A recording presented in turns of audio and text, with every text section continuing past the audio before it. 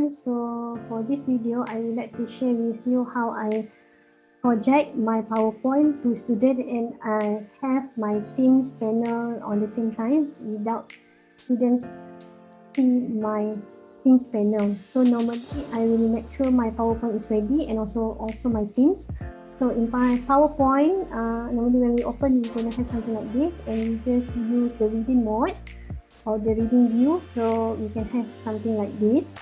And you click on share and tap on the PowerPoint, click on it, and you will have only this particular site.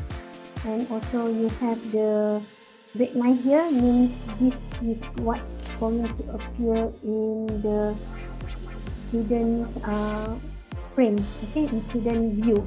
So normally what I'm going to do is I just put it like this and I put it here, and I just make sure that I have my chat or in my participants list in my Teams meeting. So because this is the only me in the meeting, so that's why you only see me.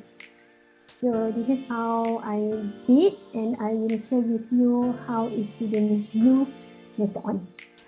Okay, I think that's all for me. Thank you everyone. Thank you for watching. Hope this will be beneficial for you. Bye.